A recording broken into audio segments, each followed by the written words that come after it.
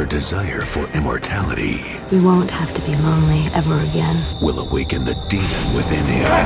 Angel? Oh my God. An all-new Angel. Hello, and welcome to this week's edition of Slade, the Buffyverse Revisited. I'm one of your hosts. I'm former Prime Minister of the UK, First Earl of Chatham, William Pitt the Elder. And I'm Margaret Thatcher.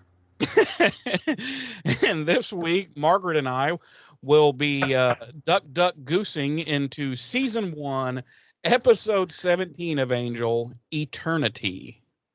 Yes, we will be duck-goosing, which is a surprise to me because I'm pretty sure we had previously agreed on heads up 7-upping. Well, my brain's old and I had already forgotten, so It's all right. It's all right. It's all right. it happens when you reach this ripe old age. I know. I will be Fucking 46 this year. It is kind of old. Fucking boomer. I know. I know. Anyway, James, it's been a long time since we've been together and gotten to talk about our lives and our loves. How are you? How are you doing? What's new? And tell me about your nipples. I'm fine. Nothing's new. And I did have that nipple reduction surgery. Okay. So How- now I how's have... how's the healing going? It's fine. It's fine. Yeah, because carrying around 5-inch nipples in diameter and 5 inches thick, man, that's rough. It was causing a lot of back pain. And you're ruining a lot of shirts. I was ruining a lot of shirts. Yeah, that's rough. So yeah. So now I have no nipples. Actually, I just had them removed completely. Yeah, because why? Yeah, we don't need them. They serve no useful purpose on the male body. And I know that there's these dudes out there who have who always are fucking with their nipple, like they have nipple fetishes for themselves. But I don't get it. I have feeling in my nipples, but nothing erotic or erogenous, or I don't understand that. Maybe that's just a thing for certain dudes, but it's like, why do we need nipples? Why are male dogs born with nipples? I guess it's because we all start as females in the womb. Yeah, probably. Yeah, that makes sense. Nature's just fucking lazy. That's what it boils down to. Nature's like, there's one template. Okay, there's one template, and then like part of the way through the procedure, I'll decide if you have a dick and balls or not. But you're keeping the fucking nipples. You hear me? You're keeping the nipples. You might not get a uterus, but you're keeping the nipples. You're keeping the nipples, motherfucker. Because I'm too lazy to make a second template. Jeez. There's only certain things that I'm willing to change. Yeah. So. Yep. Well, okay then. How about you, Jeremy? How are you? How's your life? Same shit, different day. How are your nipples? My nipples are incredibly small. Actually, they're I don't even know what to. They're like dimes. They're just tiny little useless little nubs that, frankly, I have no need for. Interesting. Okay then. Wow. Okay. We talked about C2E2 last week. Mm-hmm. We did. Do we have anything else to go over? I feel like there was something we were going to bring up in this episode, and now, and all these 25-30 minutes later, I have already forgotten what it might have been. We were nothing. No. Okay. No. Okay. No. I thought there was, but again, age-addled brain. No. You and I talked about quite a few things before recording that will be revealed in time. Mommy and Daddy are getting divorced. Mommy and Daddy live in different houses. And it might be hard at first, but remember, that means you are going to get 2 Christmases. And you might end up having 2 daddies. Right. Anyway, yes, we talked about a lot of stuff that will be revealed further down the line. It's not really important right now, but yeah, I don't think we have anything else to discuss. Yeah, we were just talking about logistics of the podcast and some ideas and whatnot for going forward, which we all will be revealed in time. Yes. All Yes. will be revealed in time. Yes.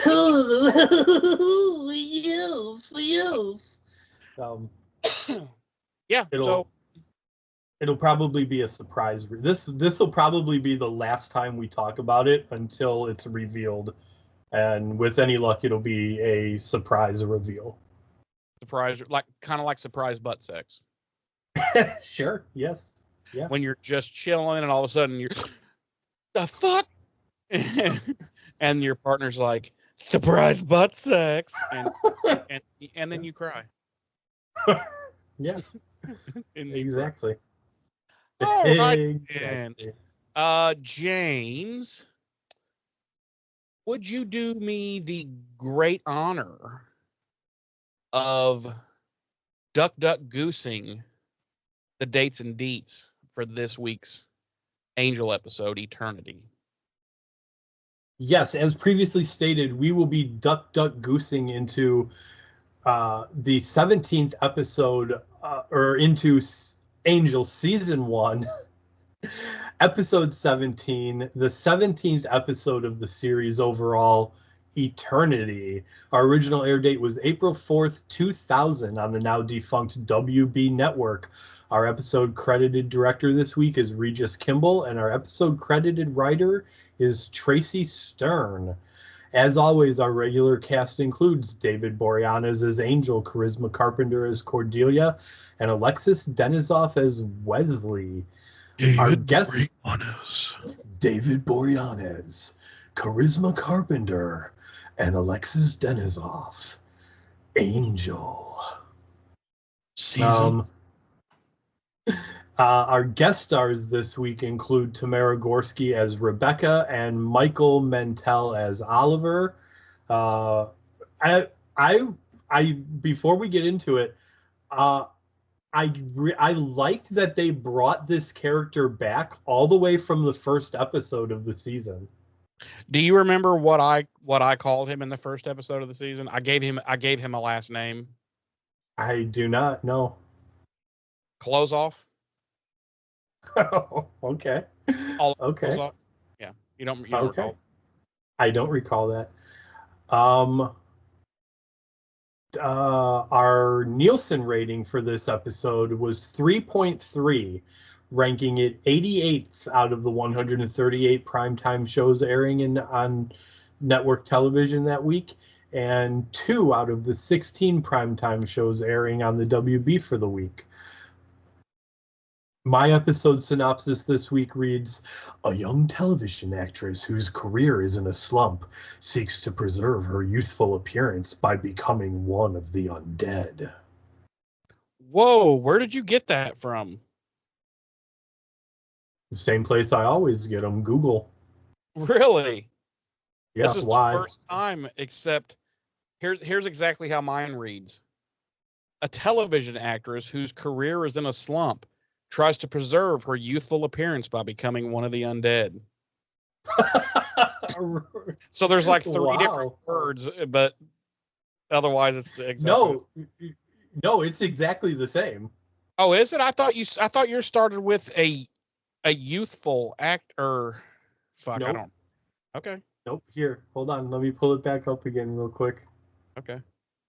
This is literally the first time this has ever happened. Yeah, ours are usually never even remotely close to the same, let alone exact. Eternity. A young television actress whose career is in a... Mine doesn't have young. Mine just says a television actress. Oh. So one who's word is the only difference in our in synopsis. a slump, seeks to preserve her youthful appearance by becoming one of the undead. Two different Wow. two different words. Yours says seeks to preserve. Mine says tries to preserve. So Wow. ours, they have never. They're usually never even in this. It's like they are two different games. They're not even in the same Yeah. fucking like show. Right. Wow. So we open and we have a close up of Angel and Wesley, and they're talking about escaping a situation, and it seems like it's pretty intense. And we soon find out that they are actually attending a rehearsal for a play that Cordelia has a part in, and she is quite awful, and that is what they are trying to escape from. And that is our cold open. Yeah, and it's like Charisma Carpenter is very good at seeming to be very bad at acting, because like at one point she's like, line, and then the off stage person says a line and she goes, what? And they repeat, she goes, oh yeah, yeah. And yeah, she's very, very bad. So afterward, the three of them are walking home apparently, and from across the way they see this. It looks like a night. I'm guessing it's like a nightclub, and Cordy's all like, "Oh my God, look who it is! It's Rebecca Lowell, who is like a famous actress in the Angel verse here." And then she's like, "Oh my God, look, it's her fucking manager, Oliver Simon." She's like, "You know him, Angel? You met him?" And Angel's like, "Yeah, he gave me his card." And she's like, "What?" She's like, I spent the whole party trying to butter him up, and he gave you his card." And Angel's like, "He saw something in me." And Angel's like, he said I had a quality. yeah, he said I had a quality. And so they're watching from across the street and everything, and then Angel sees this car start up and starts driving towards Rebecca, who's kind of like crossing, which I never understood. I'm like, okay, they got out of the like limo or whatever it is right in front of the club, and for some reason she is now crossing the street going to literally nowhere. They didn't get out of the limo. They were coming out of the club. Oh, see, in my mind, okay. But why was she crossing the street by herself? I don't understand that. Why Because wasn't Michael was addressing the press and the okay? paparazzi. Then that leaves me one final question. Because later on we see her everywhere she goes with her two bodyguards. Why would this hugely famous actress be crossing the street at night in LA by her? Like, where were her two goons then? You know what I mean? Well, she didn't have the bodyguards until after the attempt was made on her life. Oh, okay. I can buy that. All right. So anyway, she's crossing the street now that we've straightened out. The question is, how much will you pay for it? I'm kind of cheap. Nickel 95. Okay, I'll take it. Okay. Cool deal. Nipple reduction surgery isn't cheap. I need to find a way to make back that money. And it's not free. So yeah, you got to make every nickel 95 you can get. So yeah, she's crossing the street. Angel sees this car coming. He takes off running, and he gets to her just in time and like basically fucking hurls her out of the way. And then he gets absolutely fucking obliterated by this car. Like, it's a great stunt.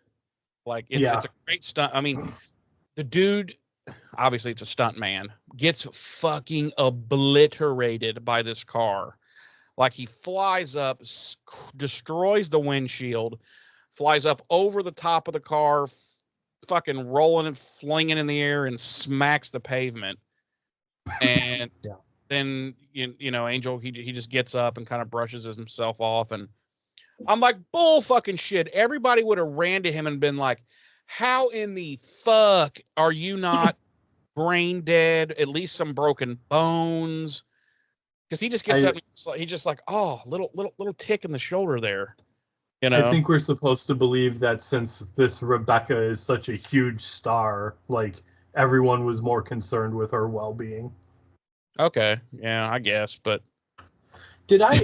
He gets like if it had just been, if he had like shoved her out of the way, and the car had just kind of like, you know, he got obliterated. Fuck, like if this hit and run had happened in real life, like that dude died 4 times in that accident. Like, you know what I mean? When you said it was a really good stunt, it reminded me. I don't think did you and I talk about The Fall Guy? The movie? Yeah. No. I don't think so, because this is the first night we've talked. So I saw the Fall Guy. We're gonna go off it a little bit in the weeds here, but you'll appreciate this. So we saw The Fall Guy last Saturday. I used to watch the TV series growing up. I used to watch the TV series too, as well as the Bionic Man, another Lee Majors show, which ties into what I'm about to say. So the movie was very funny. Ryan Reynolds did a great job. But there's a scene where Colt and another character are being shot at by a guy with a shotgun, and Colt pushes the other character out of the line of fire. And when he pushes the other character out of the line of fire, it went into slow motion, and you heard. I'm going to assume you meant Ryan Gosling. Yeah, I meant the character Colt. No, you said Ryan Reynolds earlier. Oh, did I? Oh, and I apologize. Like, I meant Ryan Gosling. I was like, wait a minute, Ryan Reynolds. I might watch it now, but no, he's not. Yeah. I was like, okay. It was very funny. Anyway, that scene happened. I was the only person in the theater that laughed. Yeah, because probably everybody else in the theater was probably like 20 and younger, maybe 25, and they're all like, so many people probably don't even know it was a fucking TV series, Probably. But anyway, you mentioned how this was a great stunt. Made me think of stuntmen. Of course, made me think of Fall Guy, and I wanted to share that story with you. It's a good stunt. Like, I actually not rewound it, but whatever you want to call it, jumped back a few times, and I was like, God damn, that's a really good car hit stunt, for a television series, because he got it really was annihilated. Yeah. Anyway, okay, sorry. Yeah, I'm the one talking. So he gets up, and Cordy and Wes have got over to him now, and why they're concerned, I don't know. I'd have just walked up and been like, God damn, that looked like it hurt. Because it's not like he's in any actual danger. He's a fucking vampire. But they're all like, right. Angel, are you? Oh. The other thing I wonder a lot is, he gets in a lot of these scrapes, whether it's accidents, fights, and gets obliterated by a car or whatever. His fucking jacket never gets fucked up. Like, his jacket is always on fucking point. It might have a tiny little bit of dust up here, and he's like, ugh, let me get that off. He's like, you can't hang with this. But anyway, so then she this Rebecca Lowell, famous actress, comes walking up to him, and she's all like, who are you? And he's like, my name is Dark and Brooding. She's like, and she just fucking sprays everywhere on the floor underneath her. It's just a river. And wow. They're talking, and she's just like, she's clearly like mesmerized with him. And then she turns and blah blah blah, and then and all of her clothes off comes up at one point, And he's all like, "Oh, well, we'll take a reward, won't you?" And Angel's like, "No, thanks." And he's like, "We're not going to be held up here." And I'm like, "What?" He said, "No, thanks." He didn't say, "Yeah, but it better be a lot," or like, it doesn't seem like an appropriate response to "no, thanks." Here's a reward. No, thank you. Well, we're not going to be held up. What? That doesn't even that's not a flowing conversation. Anyway, so she turns back to Angel this Rebecca does to say something to him, and he pulled an angel and he's gone. He's vanished. And Cordelia's like, yeah, he does that a lot. And of course, she's falling all over herself because she wants to be an actress. This lady's a famous actress. She knows all about her and her show she was in. And she basically just wants a fucking contact, And so she ironically, I don't know if this would count as irony, but what was the name of the show she was in, Jeremy? I remember her character's name. Her character's name was Raven something or other. I thought that was I guess that wasn't the name of the show though, was it? No. Her character's name was Raven something. Raven. The show was called like No Way Home or it's something That's weird. Right. It doesn't really tell you That's like right. what the hell kind of show was it? They didn't. Well, never mind then. I for some reason I thought the name of the show was Raven, and I was like, huh, that's kind of funny. It was Highlander the Raven. she played it Raven. she played Elizabeth Grayson's stunt woman that gets obliterated by cars. No, so she, Cordy rummages through her purse and finds a card, and she's like, come and see us or let us know if you ever need saving and blah blah blah blah blah. Because Cordy's just all about trying to get a leg up in Hollywood and get herself a contact, So the next day, Cordy comes into Angel Investigations and she's all fucking like just beside herself. She's like, look, I made the front fucking page of the paper, bitches. And she's got like 4 copies of it. And she takes it over to Wes and she's like, see, look. And he's looking at the picture and he's like, where? And she's like, right there. And he's like, where? And she's like, right there. That's my elbow. And he's like, your fucking elbow? And so Angel's like, yeah, good for you. And they're talking about her, and all of a sudden, whose voice do we hear but Rebecca's? And she's there with her 2 goon bodyguards. What I also want to point out that Angel is sorely disappointed to find out that he's not mentioned in the article at all. Yeah. He plays it off at first, and he's like, yeah, it's not a big deal. I mean, this is rescuing. And then Wes is like, there's no mention of you at all. And he goes, what? And he comes back over there, and he's looking, and yeah, forgot about that. So she's all like, can I talk to you? And he's like, okay, come in my office. If you know what I mean, step into my office. She turns to her bodyguards, and she goes, stay. And I was like, okay, bitch. Like you couldn't treat them like humans. To be fair, that's how I would talk to like bodyguards and like personal assistants and stuff. The people who are literally responsible for keeping you alive, you would treat them like shit. Yeah. Those would be the ones I would treat like fucking family. No. Anybody assistant and all those, yeah, those are the ones you treat like dirt. No, anybody that I'm paying is going to be treated appropriately. Oh, and that is like dirt. So when you go to like a restaurant, you're like the server and you're just like, listen, I want you at this table every 2.5 minutes checking. I don't want this glass. Do you see this glass right here in front of me? It better never go below this point. No, because I'm not paying the server. Well, you're tipping them. Oh, you don't tip either. No, I tip. No, you're supposed to go along with the gag and be like, no, I don't tip those serfs. Of course I don't. Of course I don't tip them. Rich people don't tip. That's why we're rich.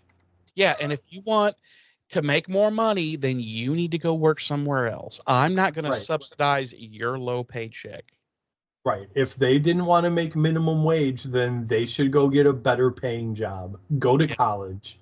Next time, be born into a wealthy family, loser.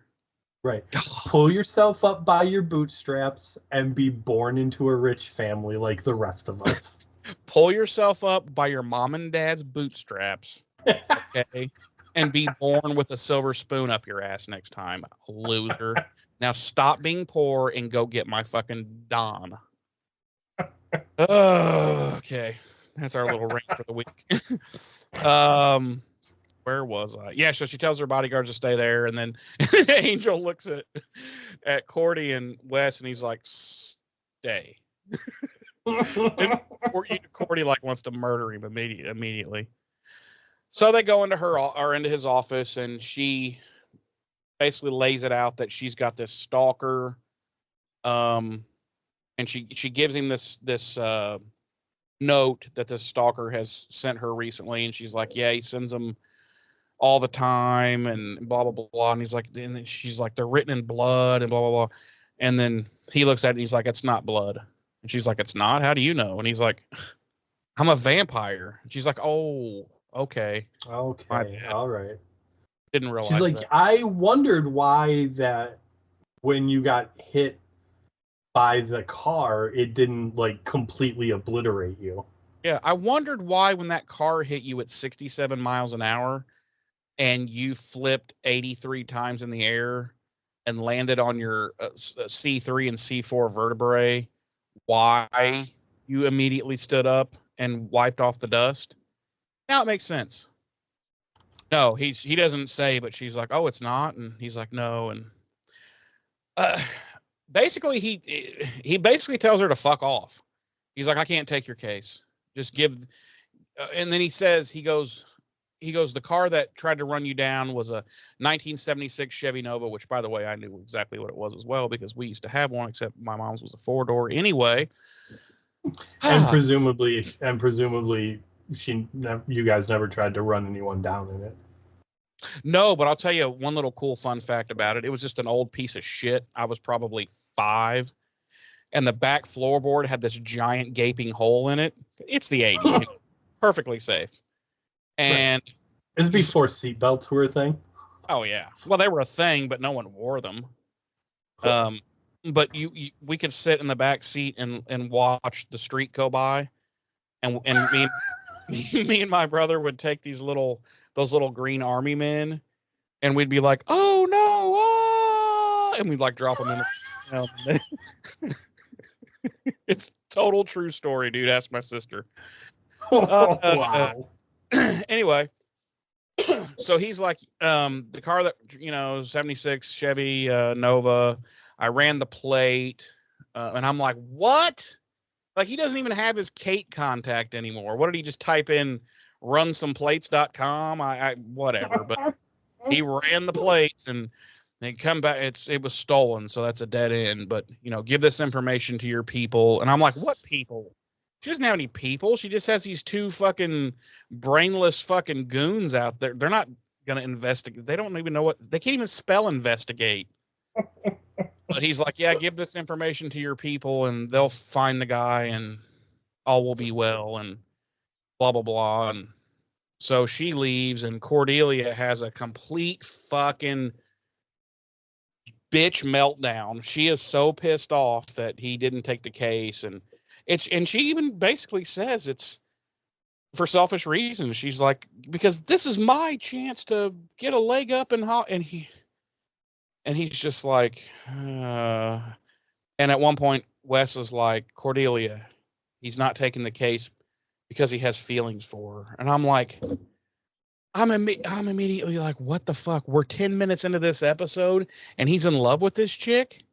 Like, he's seen her like a total of 15 minutes now in his whole life, and he's got feelings for this woman. But yeah, apparently he does. And Wes is like, and you can't take a risk with the curse and blah, blah, blah, blah, blah. And I'm like, just don't fuck her, asshole. Like, just take her case and be a professional. You know what I mean? It's, I don't know. There's something about that just bugs me. It's like, I'm sorry, I'm dark brooding angel and I'm unable to be professional in my job. I like this woman. For if I'm around her, I must fuck her. You know, it's No, okay. Like, I get that aspect of what you're saying. Like, dude, like, I get that like, you've obviously, like, okay, they've met twice now. So obviously when Wesley's like, Cordelia, he's not taking the case because he likes her. Like, obviously all Angel really knows is that he's attracted to her, right? I mean, he doesn't know her, so he's just yeah, like physically attracted to her. So, but so I do get what you're saying in regards to the fact that like he could just be like professional about it and just fucking take the case. just be a professional. Take the fucking case. Take the money. Help this chick. Protect her. Save her. Find this stalker. You know. Right. Like, it Anyway, doesn't mean you have to get close to her. but he's like, no, I'm Angel, and everything has to do with my dick. You know, and I'm like, what I'm saying is it makes the character so not him, but the way they wrote him in that particular situation makes him seem so one-dimensionally creepy. But I'm like, Right. come on, this is Angel. He's not like that. He'd be able to say, this girl needs help. I'm going to help her. I don't believe it or not. I don't have to put my penis inside of her. You know what I'm saying? Like, Right. but anyway, but oh, and I skipped over the earlier scene when they were talking to her in the street. I mean, I didn't skip over the scene, but I forgot to mention. Did you notice? Did you hear the part where Cordelia is like, "Oh, I'm sorry, he's socially retarded." Yeah. I was like, Yeah. "Whoa!" And I was like, "Oh yeah, this was 2000." So 2000. Yeah. I was In like, fact, because "Oh, when she said that, my immediate thought was like, I'm not even kidding. My immediate thought was, we're going to talk about that on the podcast. yes, we were." I just actually forgot it the first run through, but yeah, when I caught that, I was like, "Whoa, whoa, whoa!" There with the hard fucking R already, and then I was like, "Oh yeah." Sometimes I do that, and then I have to remember. I have to go, "Oh yeah, this is 99 or 2000 or whatever." I'm like, that was the norm back then. Right. So, oh yeah, last thing I'll mention about that previous scene was when Cordy's not getting her way, she tries to like fake a vision, and she's like, "Oh," Yes. she's like, "I see a woman. It's Rebecca. She's in deep, deep danger." And fucking Wes and Angel are both literally just staring at her like completely unemotionally. And she's like peeking at him, and she's like, "Oh fucking!" She's like, "Fuck you too," and she just leaves. But And I love the fact that they know like from like immediately, like from the get-go, that she's fucking full of shit right now. yeah, because she'd be on the ground like screaming bloody murder, and yeah. Right. So we cut to Rebecca's house, and she's getting her eyebrows waxed, which looks not fun. I've never had it done, but it doesn't look enjoyable. It does not look like a good way to spend a day. No. And they're discussing this esthetician is telling her about plastic surgery and what she should get and all this. And this Rebecca is only supposed to be like 26, I want to say. Because at one point she's like, well, the character she played, Raven, is 22 and will always be 22. And he says something, and she says, I'm only 20. And then he cuts her off. So you don't, but I think it looked like she was going to say the word 6. So Right. it's like, why are you talking? She's 26. Hollywood's never been that fucking vapid. I mean, it's not even that vapid now. You know what I mean? Like, oh, 26, you old bag. You know. Anyway. Wait, why am I defending Hollywood? It's a shithole. But so it's blah blah blah. So then we cut to a little bit later that night, still at Rebecca's house, and she's having a party. And you see people leaving over time until it's basically just her. And all of a sudden, this masked dude like breaks in and goes after her. Clearly, this is her stalker. Then all of a sudden comes busting through the glass, which I still don't know how the fuck he got in. I'm glad you mentioned And this it's because never brought up. And I kept thinking, okay, at some point they're going to explain how this happened. But Angel comes busting through some plate glass, like her big front window, and saves the day, runs the nerd off. And I kept waiting and waiting in this scene and every scene after it for them to explain how he got in. But apparently in this episode, they decided, fuck it, we're just going to break our own rules. I even went back I did too. to See if in the office, if she had invited him to her house at some point. Yes. Yep. And she did not. Her house was not discussed at any time. So I went forward from there and I was like, nope, it's not explained. And I was like, okay, is this maybe not her home? Well, yes, because we find out in a couple scenes later, yes, that is in fact her home. Yep. So I was like, wait, maybe she's at like a spa. But then I was like, wait, why would she be hosting a party at a public spa? That's not her. You know what I mean? So right. It's never explained. They just decided, fuck it, we're going to break our own rules. And I hate when shows do that. Don't create the rule if you're not going to fucking follow it to the letter at all times. I'm sorry, that's just how I feel. Just if it's a problem, don't create the fucking rule, you know? Right. So, yes, Angel saves the day. Let's see,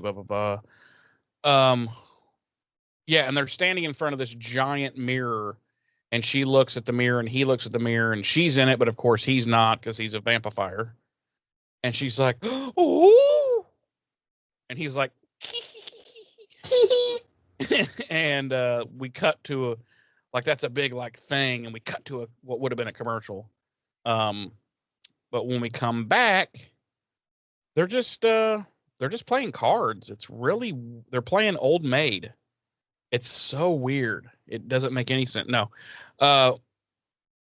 Basically, they talk about, when we come back, the police are there and there's people. And also before we cut to the commercial, Angel disappears on her again. Yeah. And we hear knocking at the door and it's her bodyguard, which I'm like, why are her bodyguard? You're some shit bodyguards. Right. Why are you knocking? Why are you knocking on that door instead of just breaking it the fuck down? Yeah, and they're like, "Are you okay? We're going to call the police." That's literally what they say. And I'm like, you guys are fired. That's, you guys really suck at your job. You have one job. One job. Protect lady from hurt. Fail. Anyway, so now there's all these cops in there and they're taking her statement and shit, and they're all over the place. Oliver Closeoff shows up and he's all like, "Oh, my honey, my darling, are you okay?" And and blah blah blah. And she's like, "Meh, whatever." And he's all like, "Well, someone should stay with you, or you should go somewhere for tonight." And she's like, "Half the fucking LAPD is in my house and camped outside, and he ain't coming back tonight." And Oliver Closeoff is like, "Okay, fine, I'm leaving. Bye." And she goes into this hallway where there's nobody at, and she's like, "I know you're still here." And then he comes from, I don't know where he came from. It was like this little cubby hole again. Like he's just been standing there holding his stomach in the whole time and trying not to breathe loud. He's like, and then he comes out and he's like, and he just looks weird. He's just standing there all kind of creepy, like I was here. Well, and not only that, but the police didn't search the house or anything. Like what? Exactly. Yeah, this guy just broke in and tried to murder me. Just take my statement, though. You don't need to check the house for anything. It's fine. It's fine. He 100% ran away. He didn't just go in the house and hide or any, Right. Yeah. So anyway, somehow with her sixth sense and her ESP, she knew that Angel was still there, and he's like, "Yes, I'm still here." Oh, now he's Garth, by the way, from Wayne's World.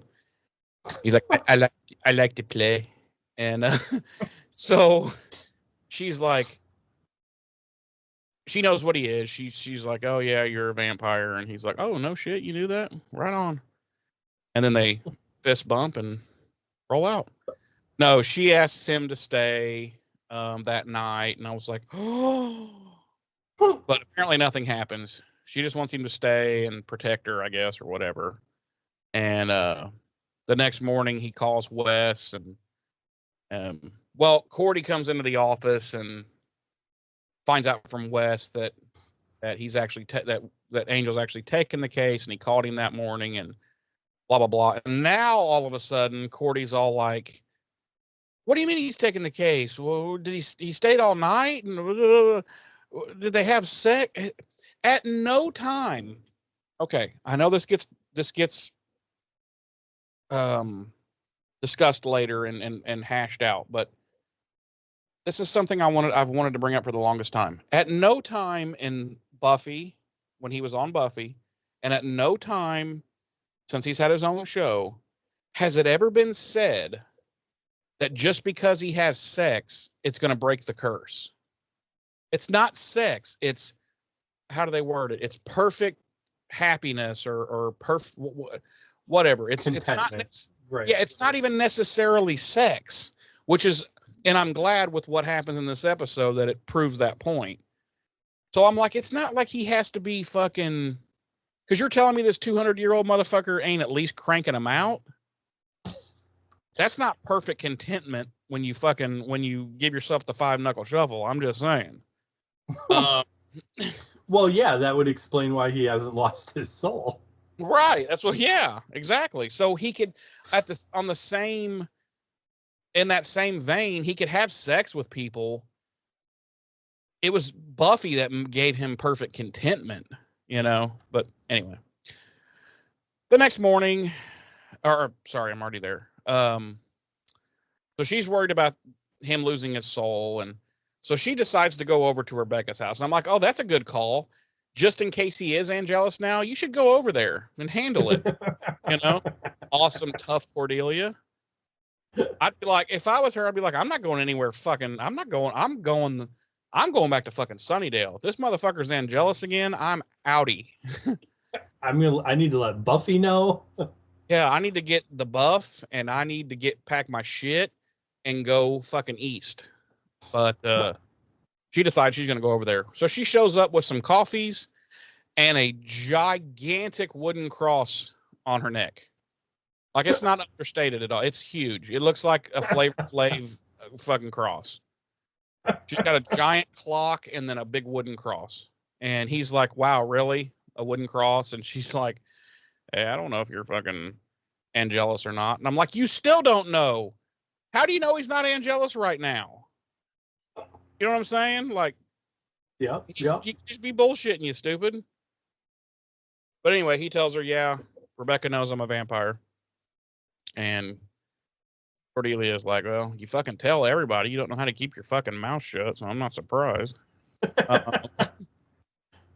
So Rebecca goes to lunch. She's not at her house at the time Cordy gets there, and Cordy asks why or where, and Angel's like, well, she had a lunch date to go to. So we cut to that lunch date that she's arriving there to meet all of her clothes off. And what's happening there, Ames J? He tells her that she didn't get the part that she was hoping for, and that the studio wants her to come in and read for it. Then we cut back to her. And we cut back to her house, and she's on the treadmill, and she's telling Angel that she's not used to having to read, for parts. But her show's been off the air for like a year, and her career's suffering because of it. We cut to later that night, and she's attending a premiere, and Angel is her bodyguard. Why is it? Hey, really quick. Uh-huh. Why is it whenever Angel has to go somewhere important or whatever, he has a completely different hairstyle. Like he like gels it, like mashes it to his head like a little, like a 7-year-old boy's like part down the side and comb over thing. What is with that? Like, so are we led to believe, oh, the rest of the time your normal hair is your bullshit hair? Like you don't care enough to do your hair. You know what I mean? I think it's funny. So she makes her little appearance on the red carpet and then leads Angel out through the back door, telling him that she never stays for the movies. They're heading down the alley behind the theater. Did you think this was a big setup? Like when they came out there, I was like, and like the camera's way up above, and it's because I did not remember this episode, by the way, when I watched it. So, but the camera's like, I'm like, oh my gosh, she's about to set his ass up for to test and see if he really is a vampire, or like she's trying to set him up for something. I was like, oh shit, that's not what happens. But no, I don't, and maybe because I did remember this episode, so maybe it's because I remembered it. But I had no memory of this episode. Um, This is the second one of season 1 that I've had I had no memory of this one, and I had no memory of a few episodes ago with the girl that was the Asian girl that was bringing other she. I had no memory of that episode either. So they're walking through the alley behind the theater, and they get attacked.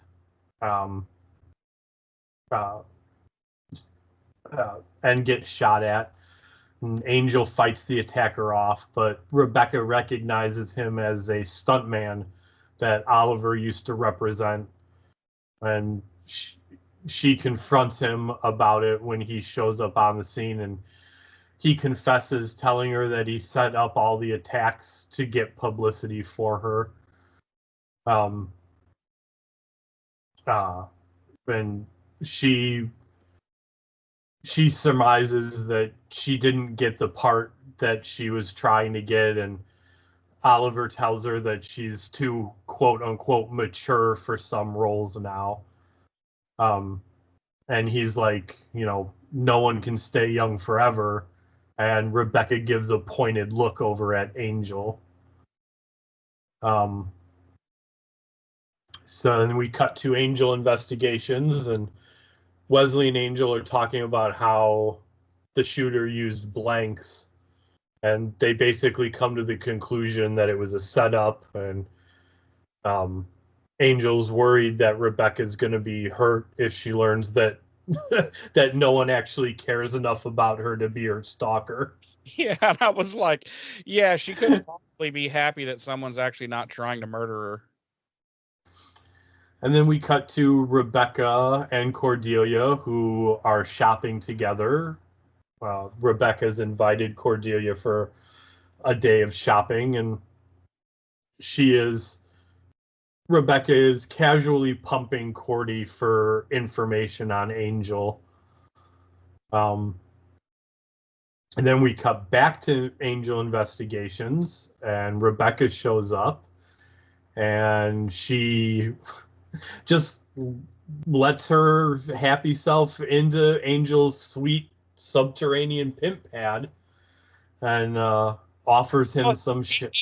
He did come busting through her plate glass window, completely unvampire invited. So that's true. But she does come bearing gifts in the form of a bottle of champagne. Don Perignon. Don Perignon. Which she then proceeds to accidentally spill on Angel. It was so goofy too. I was like, oh my God, that wasn't even like, that was so clearly on purpose. Like, why would he immediately be like, why did you just purposefully dump that on my shirt? Right. Are you trying to get me to leave the room so you can spike my drink? And Angel, of course, leaves to go change his champagne-covered shirt. from one long sleeve black button up shirt to another long sleeve black button. Angel's wardrobe is like mine. It's literally just he has 11 3 of the same shirt and 11 3 of the same pair of pants. And while he's gone, she pours a powder into his drink. And when he comes back, it's a date rape drug. And when he comes back, they share a toast and they drink. And then we cut to Cordelia at her apartment. And what's going on there, Jeremy? There's a fire. Big fire. Big fire. No.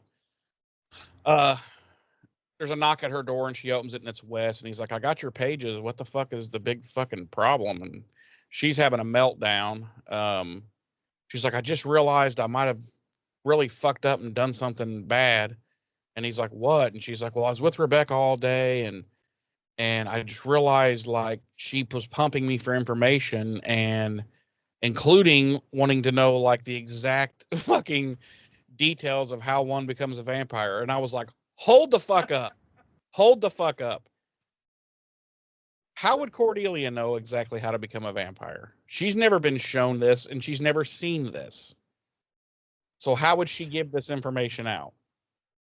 I mean, we have not really specifically been told or shown yet in either show how one becomes a vampire. Yes, we have. We've seen it. We have not.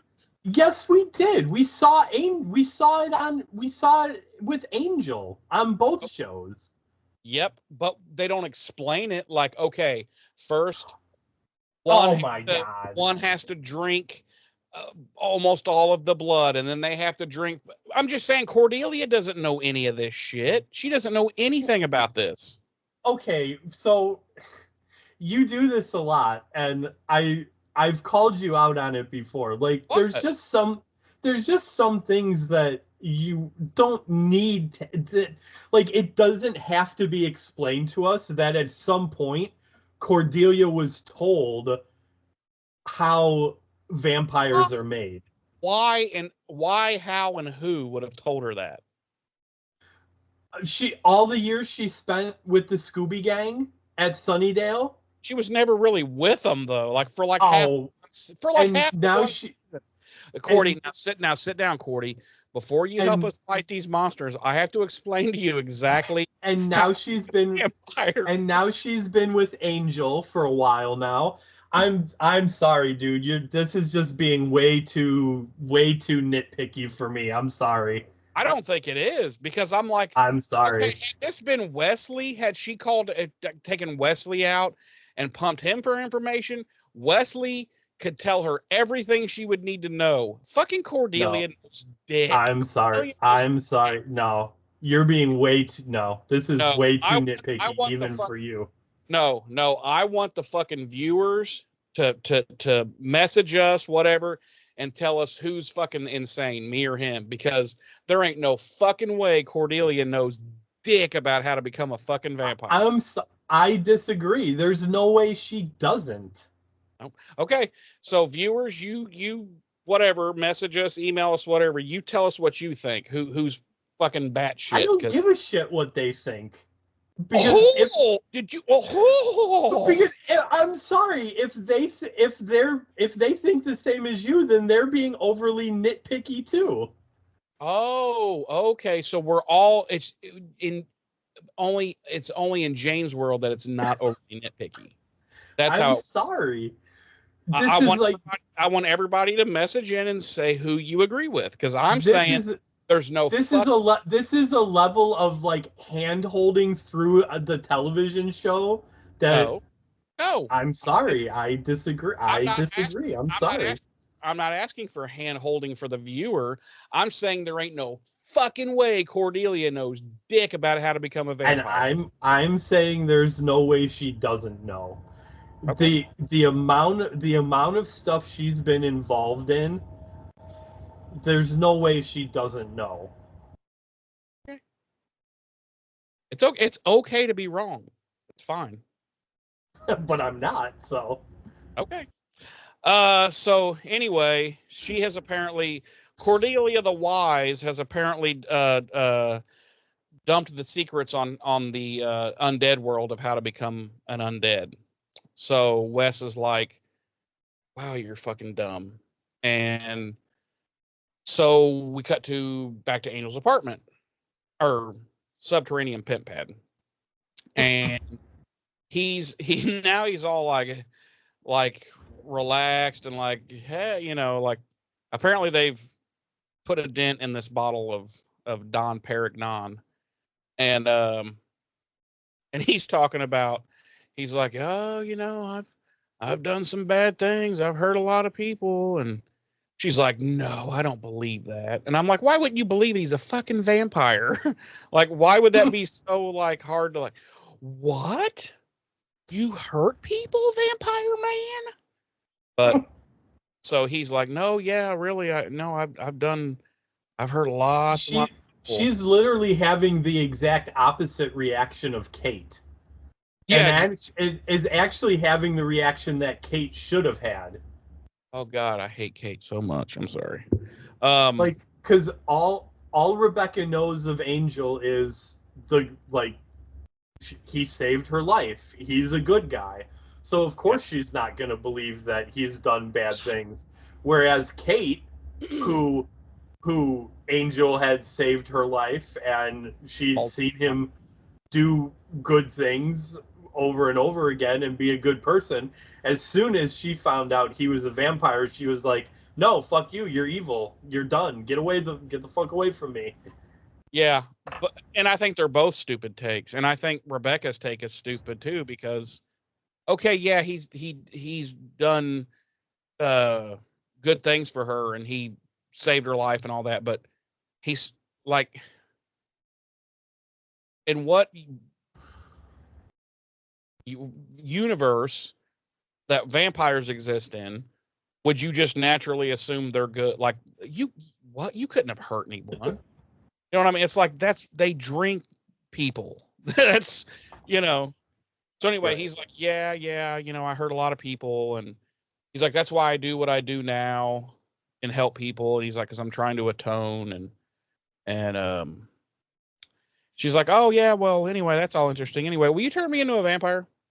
And that's basically what happens in a roundabout way. And he's like, fuck no. And he jumps up from the couch, and she, of course, keeps egging it on, oh, just, doing this for me be other eternity. And he's like, I don't even know if I want to finish this conversation, let alone be with you for eternity.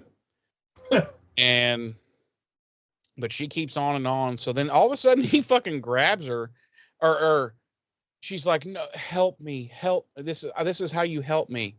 And he's like, you want me to help you? And she's like, yes. And so he grabs her by the arm and takes her in the kitchen and puts her up against the wall, opens up his fridge and grabs out one of those packs of, I assume it's just, is it human blood from the blood bank, or is it, but it's some kind of blood or whatever. And Yeah, it's not it looks like it's not butcher's blood. It looks like it's probably blood bank blood. So he like, it's in an IV bag. Yeah, it's in like the hanging IV. Yeah, you're right. So yeah, that's got to be. So he fucking stuffs it in her mouth and like squirts all this blood in her mouth. I'm like, well, wait a minute. She's a human. Like that shit could fuck her up. Like in more than one way. Like, has that blood been thoroughly tested yet? But anyway, she's all like, oh my, and it's all over her and shit. And he's like, oh fuck, what am I doing? He's like, I'm sorry. And then it's revealed that he's like, wait a minute, what's going on? And he looks at his glass and he's like, what did you fucking put in my drink? And she's like, well, it's just and she says happy pill. She's like, and I was like, a happy pill? She dumped like a quarter ounce of powder into that fucking cup, dude. I was like, you mean a bottle of happy pills that you mashed up? Because you remember when she put it in the drink, there was so much of it that the drink turned white as milk. And I was like, that's a lot of pill. So she's like, it's Like, just how is that possibly going to dissolve before Angel gets back? yeah, I was like, he's gonna look at that and be like, what did you put in my drink, you psycho? But anyway, so she's like, it was just a happy pill to to relax you and lighten up the mood and blah blah blah blah blah. And he's like, you are you fucking you? Oh my god, I can't believe you done this. And bada bing, he's turned into Angelus, because this is, in a drug induced way, this has made him very content, thus bringing out the Angelus side. And I don't know, man. I don't know. I'm having a little trouble with this, because I get the fact that it's drug induced, but Angelus is only there when his actual soul is no longer in his vessel. You know what I'm saying? And I'm like, yeah, drug can. I don't know. I'm gonna go with it, but I had some problems with stomaching it as it went along. So he's now Angelus and saying and doing Angelus things and basically flinging her all around the apartment or the subterranean pimp pad and saying, he's going to kill her. He's going to put her head on a stick, and then, no, I'm going to put your head on a pike. And then he's like, tell you what, I'll torture you for a few hours, and then we'll decide if you think this lifestyle is right for you.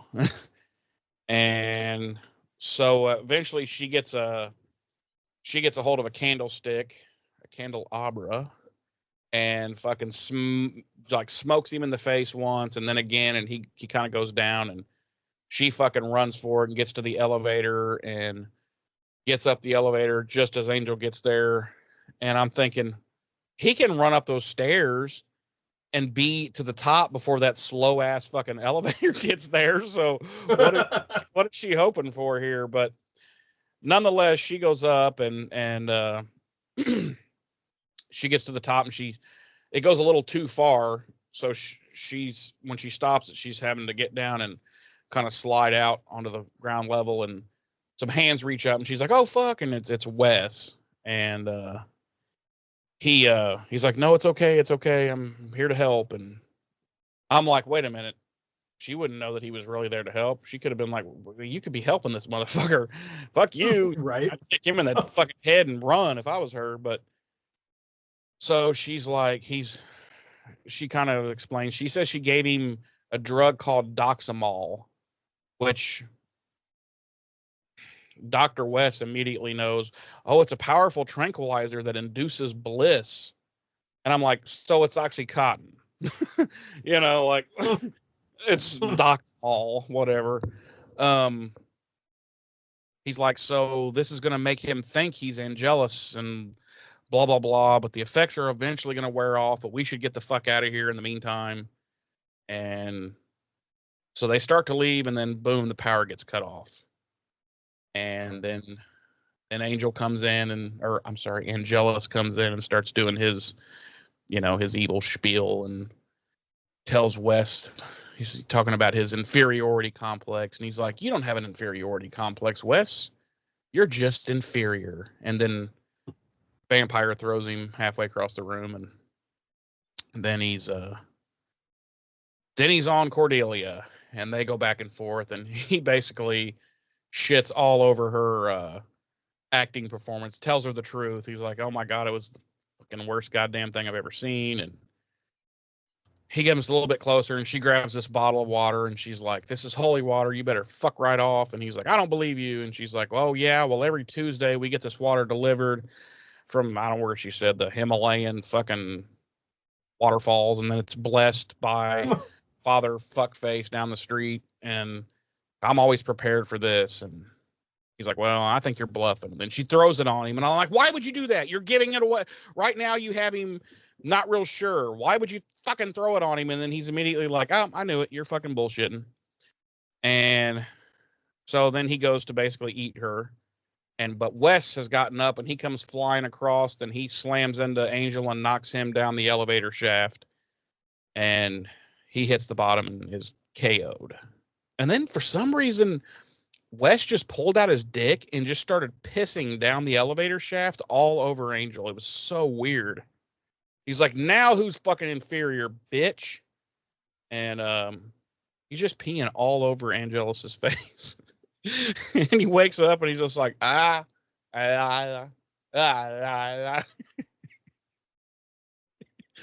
That's one of Angelus's fetishes. He's into golden showers. Anyway, we cut to a little while later, and Angel wakes up, and he's in his own bed, and he's like, oh, fuck, what the fuck? And he looks around, and he's got, like, I don't know, like 10 chains wrapped around him, ropes, fucking, like, handcuffs put together wrapped around. Like, he is chained the fuck to his bed. Like, he ain't going. It's wrapped all the way around him and the whole bed. Like, he is chained the fuck down. He ain't going anywhere. And Cordelia's like, are you still evil? And he's like, fuck, my bad. Sorry, guys. And Wes is basically like, yeah, he said some shit was said. It was kind of hurtful, but you ran jealous and, live and let live. Live and let live. No big deal. And then he stops before live and let die. Live and let die. Yeah. He's basically like, well, or he goes to leave or Wes goes to leave, but he stops and he says, how does he say? He says something like, basically like, you got a fucked up life. He's like, I don't envy you. And Angel's like, good moves up there, by the way. Good job. And Wes is like, you really think?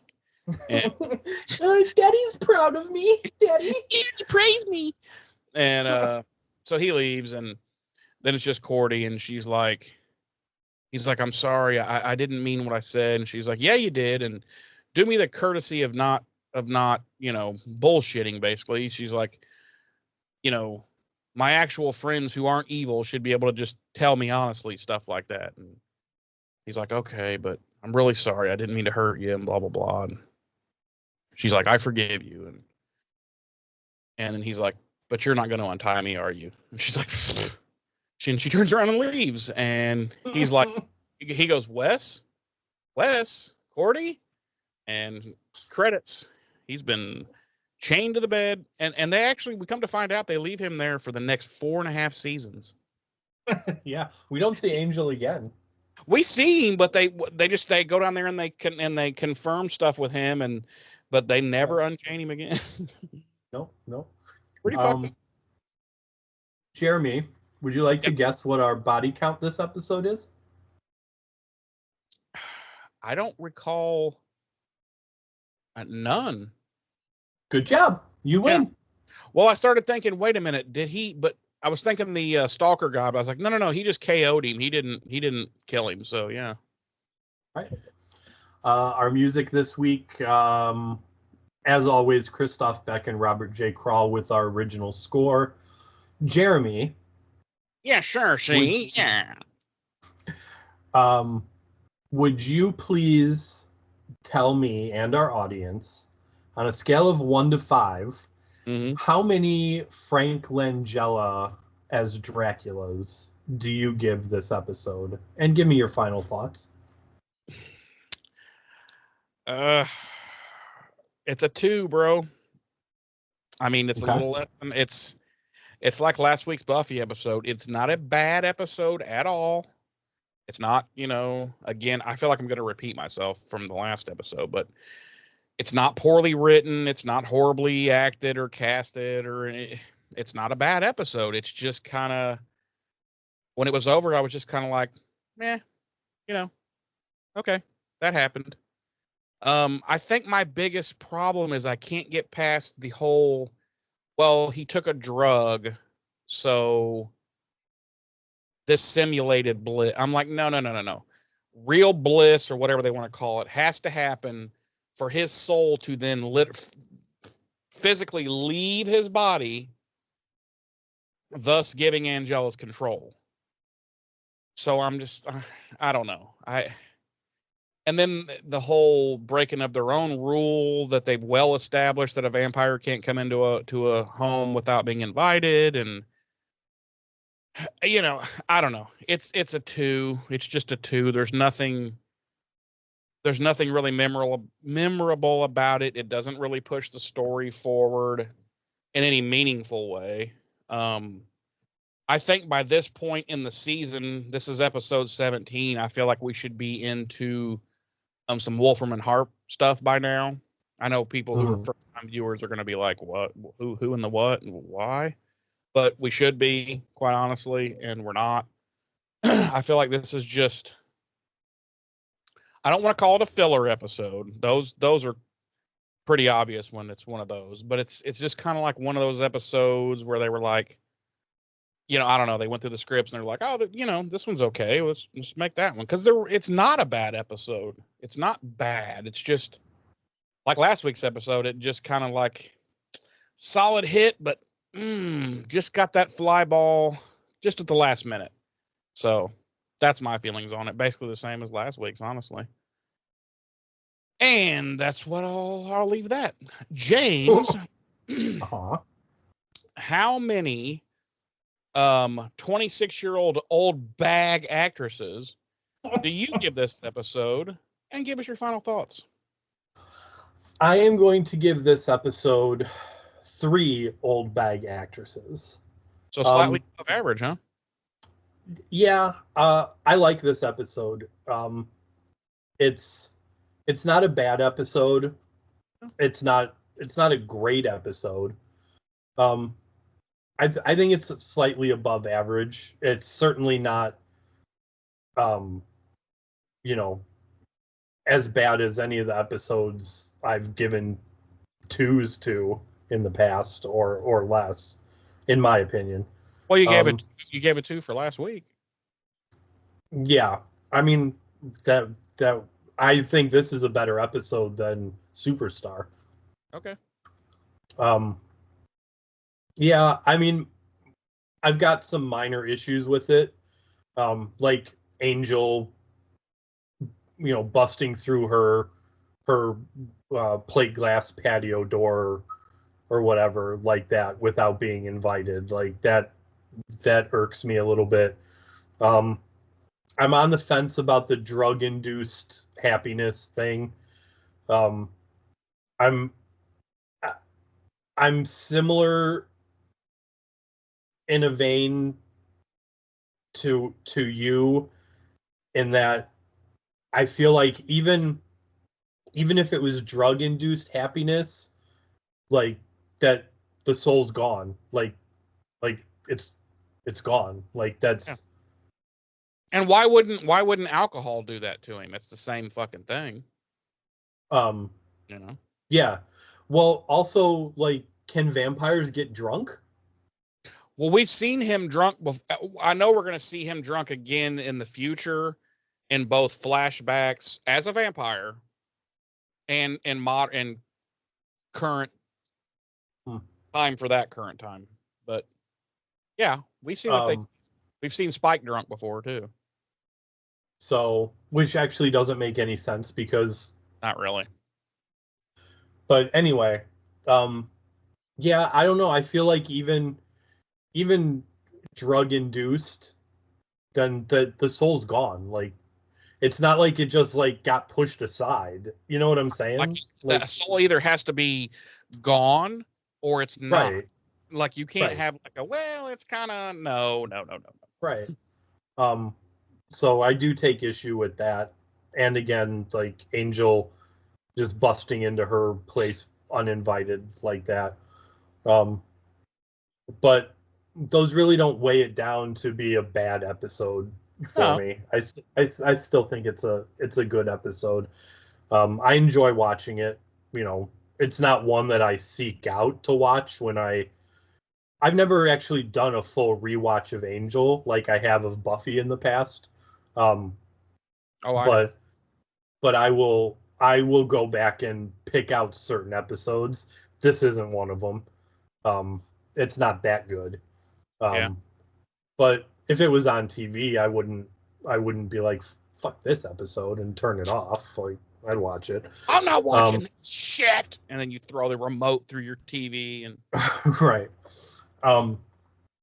Because I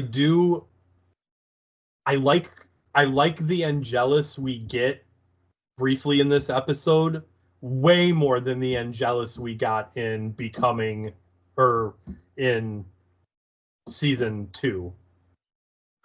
oh yeah, Of, yeah. of Buffy. Yeah. I think David Boreanaz is much more comfortable now with Angelus. You know what I mean? Like, Right.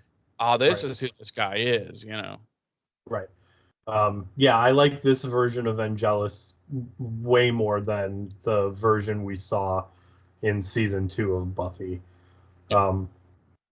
So, but yeah, I do feel like this is kind of a a little bit of a turning point in season 1, where we do start to focus more on the emotional core of our main characters, like Angel, Wesley, and Cordelia.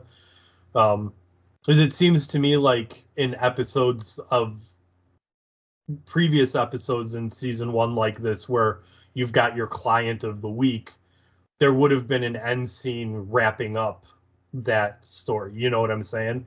And Yeah. we don't get that here. We get the end is the three of them dealing with what happened between the three of them. Right. So I feel like that's a shift in the show that it happens in this episode and carries through for the rest of the series, honestly, where it's more about the emotional connections between our main cast than it necessarily is about your client of the week story. Sure. So, but yeah, it's the 3. And that's all I have to say about that. Yeah, I just wanted to say that I didn't take any points off of it for the flub with getting in uninvited and for the soul thing. I think I mean, it's there at the end of the day, it's their universe. They can do what they want. I can't take away points for that. And again, it's not a bad episode. I think it's very much it's very much in line with Superstar. I think of last week's episode. It's just, you know, they're kind of what they are. And the funny thing is I like the premise of this episode a lot. A person who, say, is like sick and dying or something like that, and they meet a vampire and they want to be made a vampire so that they don't, I like that premise. I just don't think it was that well.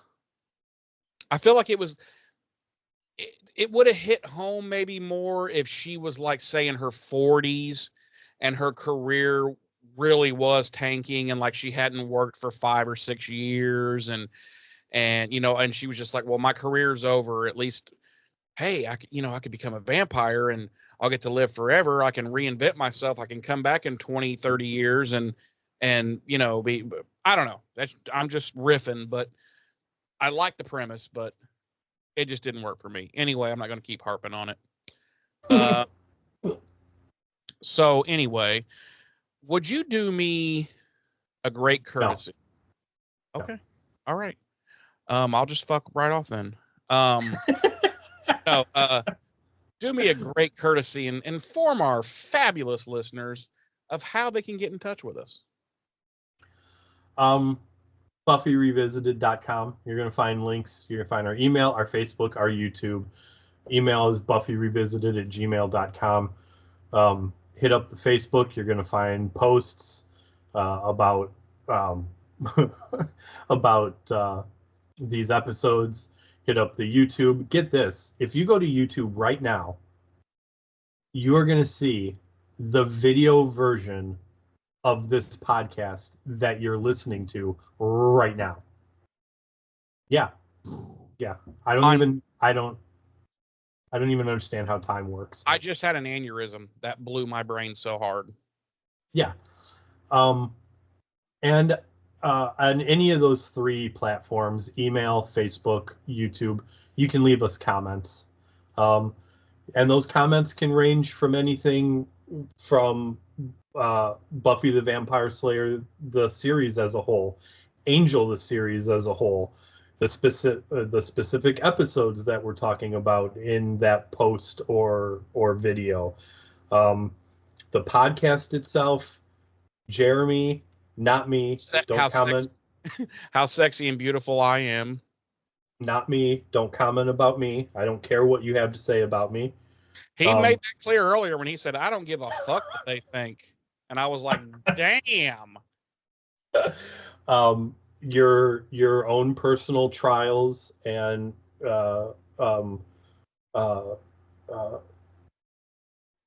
tribulations, and of course tribbles, and recipes, as always.